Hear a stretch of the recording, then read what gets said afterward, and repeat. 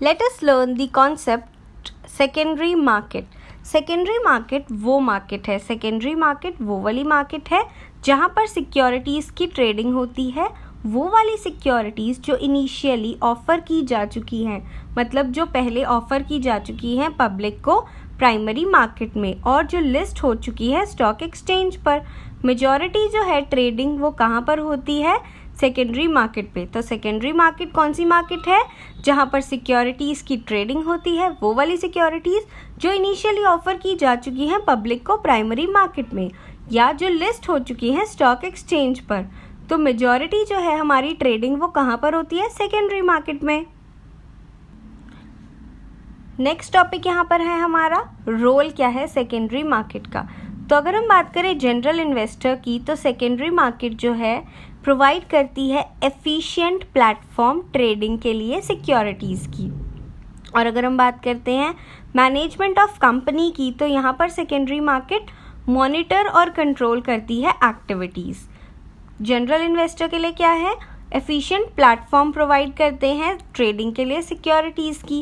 And management के लिए क्या करते हैं? मॉनिटर करते हैं और कंट्रोल करते हैं एक्टिविटीज़ को। Next topic is primary and secondary market में क्या डिफरेंस है।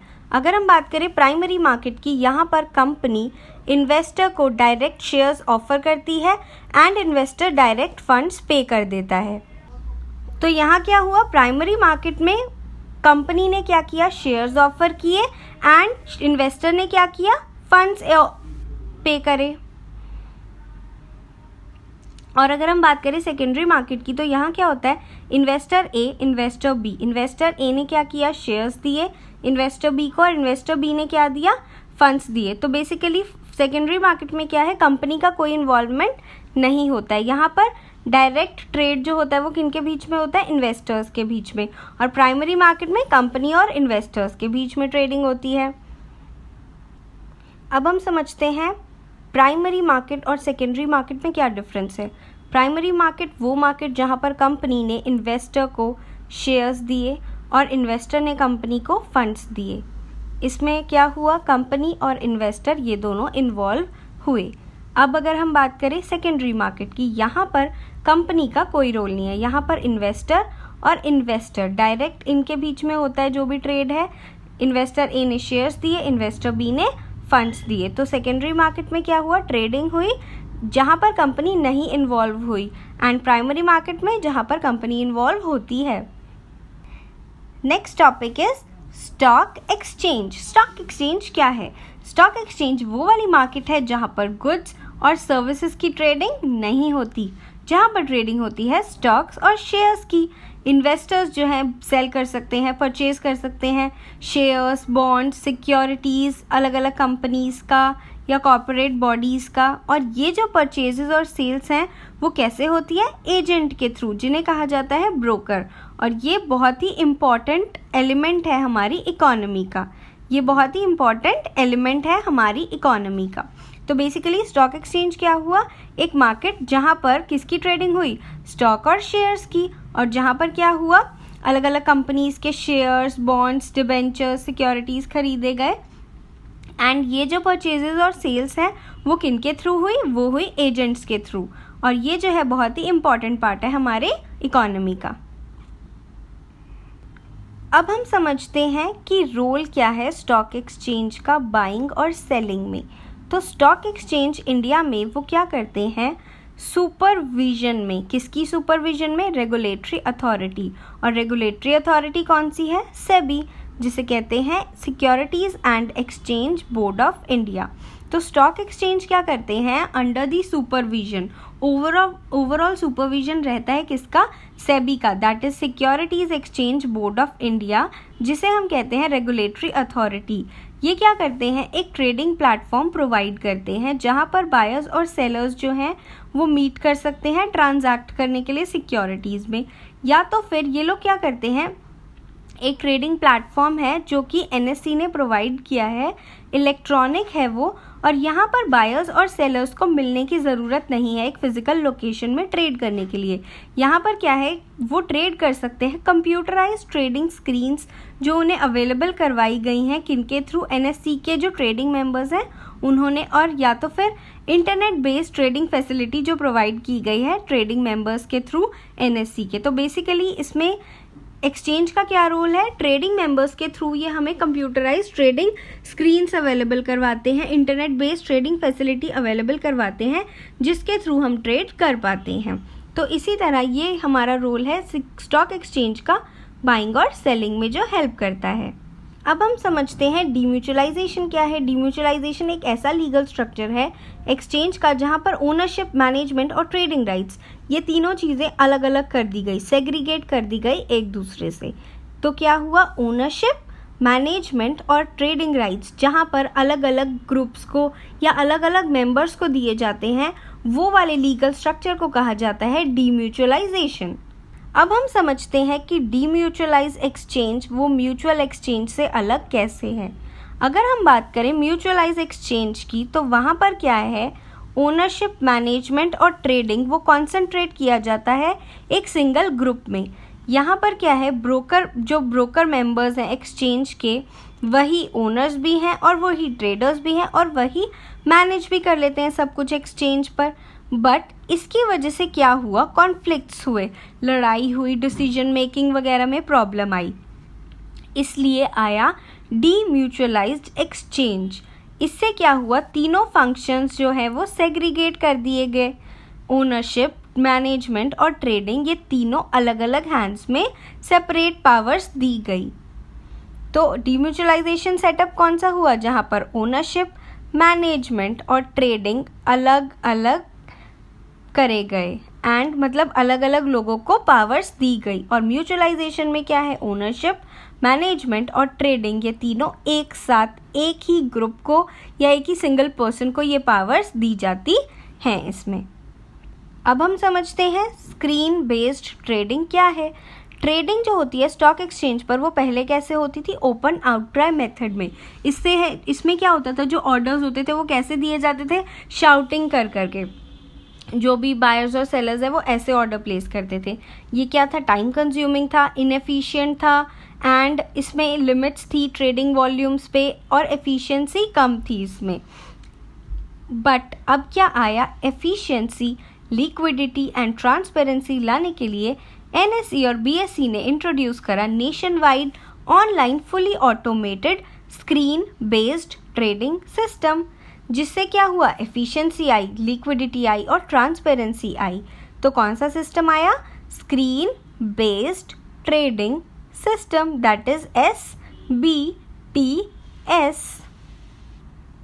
Next we have with us is NEET.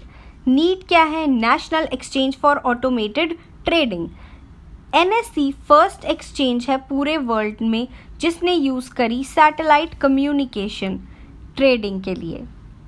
Satellite communication technology use की गई ट्रेडिंग के लिए।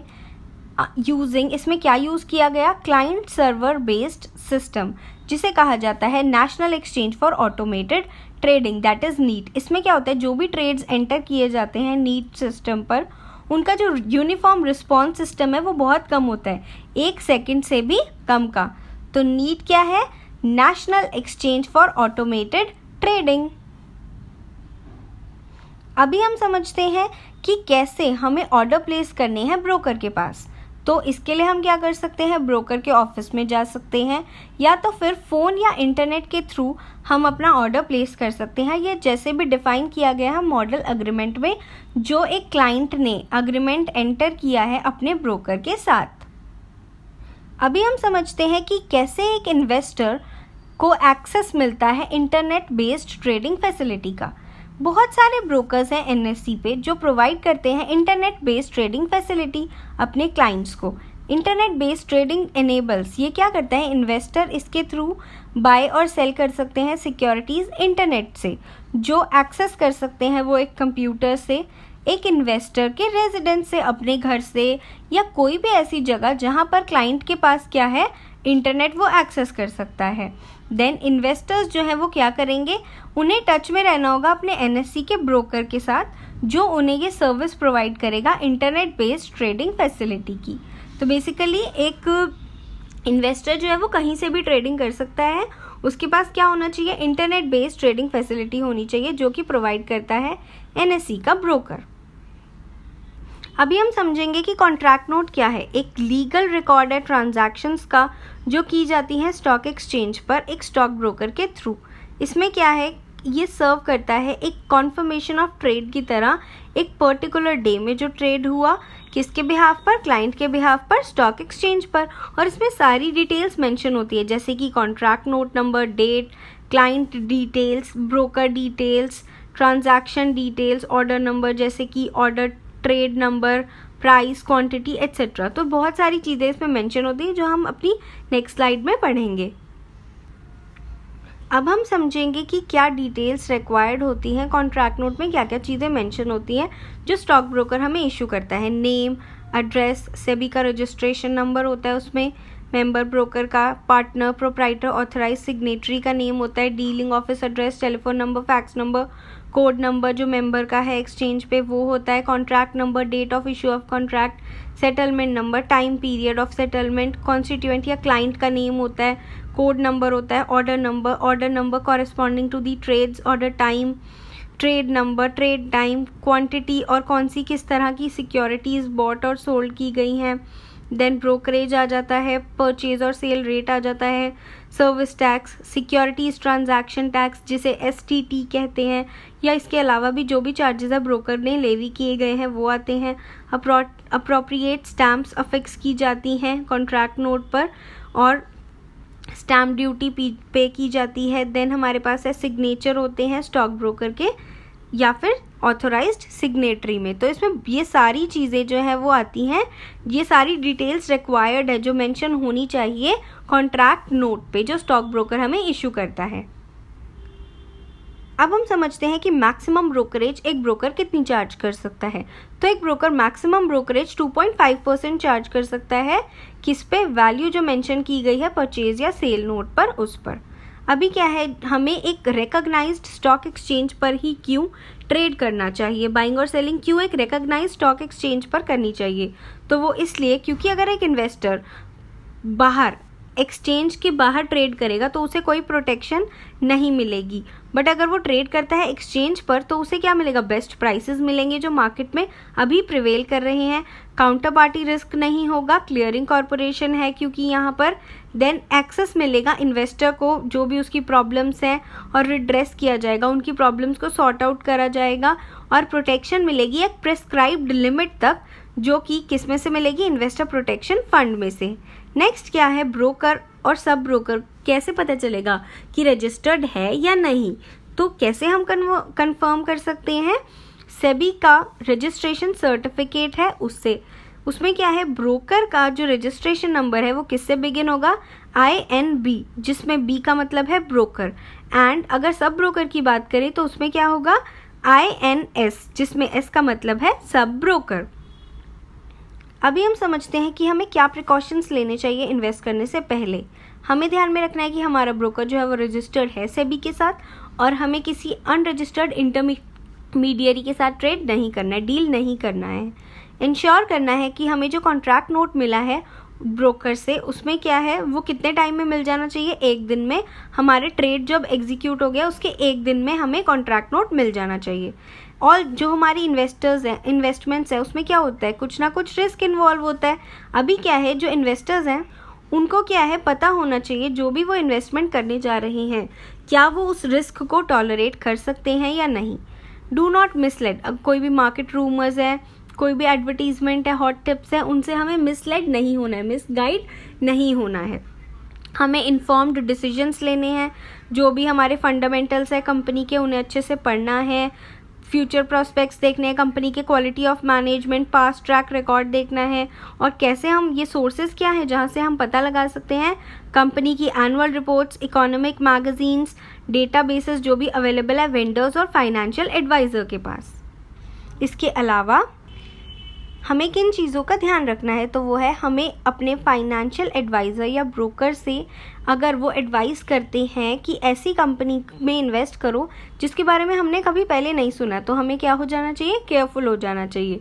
हमें क्या करना चाहिए, टाइम स्पेंड करना चाहिए चेक करने में एक कंपनी के बारे में इन्वेस्ट करने से पहले। और कोई भी अनाउंसमेंट्स है जो फैंटास्टिक रिजल्ट्स बता रही है उसमें तो हमें क्या है, ऐसे फैंटास्टिक रिजल्ट्स जो है उनसे जल्दी से अट्रैक्ट नहीं होना है। अपनी खुद की रिसर्च करनी है इन्वेस्ट करने से पहले। कोई भी स्टॉक्स जो इंटरनेट वेबसाइट प्रमोशंस के थ्रू हमें ज़्यादा अट्रैक्ट करने की कोशिश कर रहे हैं उनकी तरफ नहीं जाना है, हमें उनकी एडिक्वेट स्टडी करनी है। इन्वेस्ट करना है अगर लो प्राइस स्टॉक्स में या पेनी स्टॉक्स में, तो उसमें ज़्यादा हाई रिटर्न्स की गारंटी नहीं होती है। हमें क्या करना है, बी कॉशियस, थोड़ा काफ़ी केयरफुल होकर हमें देखना है। कोई भी ट्रेडिंग है, मतलब कोई भी ट्रेडिंग एक्टिविटी है जो एकदम से स्पोर्ट दिखा रही है प्राइस का, मतलब एकदम से हाई प्राइस दिखा रही है, तो उसमें क्या है, कोई भी टिप या एडवाइस है जो ह्यूज रिटर्न्स दिखा रही है उसके बारे में क्या है, हमें अच्छे से स्टडी करना होगा। अभी हम समझते हैं डूज एंड डोंट्स क्या है। एक इन्वेस्टर को क्या ध्यान में रखना है अगर वो इन्वेस्ट करता है स्टॉक मार्केट में। उसे देखना है कि जो इंटरमीडियरी है, मतलब ब्रोकर या सब ब्रोकर है, उसके पास वैलिड सेबी का रजिस्ट्रेशन सर्टिफिकेट है। एंटर करना है अग्रीमेंट ब्रोकर या सब ब्रोकर के साथ जिसमें सारी टर्म्स और कंडीशंस क्लियरली मेंशन की गई हैं। इंश्योर करना है जो डिटेल्स है नो योर क्लाइंट फॉर्म में वो कंप्लीट है। इंश्योर करना है हमें सारी चीज़ें अच्छे से पढ़नी है, अंडरस्टैंड करनी है। रिस्क डिस्क्लोजर डॉक्यूमेंट पे उसे देन एक्नॉलेज करना है। इंसिस्ट करना है कॉन्ट्रैक्ट नोट के लिए अपने ब्रोकर को जब भी ट्रेड हुआ उसके 24 आवर्स के अंदर हमें कॉन्ट्रैक्ट नोट मिल जाना चाहिए।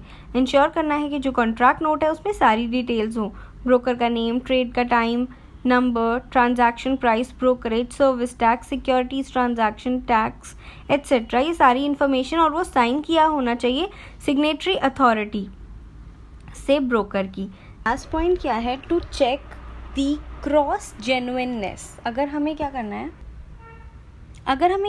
चेक करना है जेन्युइननेस किसी ट्रांजैक्शन की, तो हम क्या करेंगे, लॉगिन करेंगे एनएसई की वेबसाइट में, दैट इज़ www.nse.com, nse.india.com। फिर जाएंगे ट्रेड वेरिफिकेशन फैसिलिटी जो हमें प्रोवाइड करता है एनएसई, उस पर इशू। फिर हम जो इशू करते हैं अकाउंट पेई चेक या फिर डीडी, वो किसके नेम पर होना चाहिए, ब्रोकर के नेम पर होना चाहिए, या तो फिर जैसे वो अपीयर कर रहा है कॉन्ट्रैक्ट नोट में या सेबी रजिस्ट्रेशन सर्टिफिकेट पे ब्रोकर के। इसके बाद हमें क्या ध्यान में रखना है कि हमें कोई भी अनसाइंड या डुप्लीकेट कॉन्ट्रैक्ट नोट नहीं लेना है। देन हमें कोई भी कॉन्ट्रैक्ट नोट जो किसी अनऑथराइज पर्सन ने साइन किया है वो भी एक्सेप्ट नहीं करना है।